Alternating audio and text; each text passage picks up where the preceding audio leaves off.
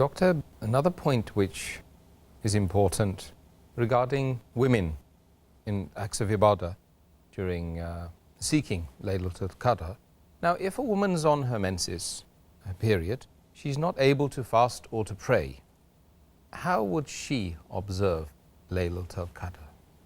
As far as menstruating women are concerned, they can do all acts of worship, all acts of ibadah during menstruation except praying, fasting, circumambulating around the Kaaba and doing itikaf. Except for these 4 acts of worship, a woman can do all acts of worship while menstruating.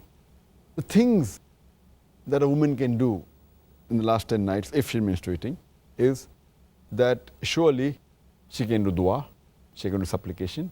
As the Prophet said, it's hadith in Tirmidhi, hadith number 2370, that supplication, dua, is one of the best forms of ibadah. And dua is an ibadah. She can seek for forgiveness by saying astaghfirullah. I seek forgiveness from Allah subhanahu wa ta'ala. And the hadith of Hazrat Aisha, may Allah be pleased with her, which mentioned in Tirmidhi, hadith number 3512, the Hazrat Aisha, may Allah be pleased with her, she asked Muhammad sallallahu alaihi wasallam that if she knew that this was the night of Laylatul Qadr, what should she do? So the Prophet answered that she should pray to Allah subhanahu wa ta'ala and say that you are the one who's of forgiving. You love forgiveness, so please forgive me. So asking forgiveness is one of the best things a person can do. The other thing a woman can do when she's menstruating during these days is she can do dhikr.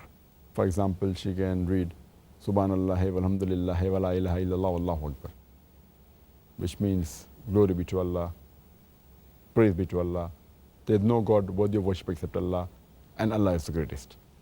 She can read Subhanallah bihamdi, meaning glory be to Allah and praise be to Allah. She can read Subhanallah wal azim, that praise be to Allah, Allah is the greatest. So one is doing dhikr. As much as dhikr they do, it's better for them.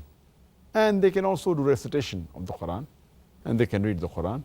So all these other acts of worship will get them closer to Allah subhanahu wa ta'ala during these nights.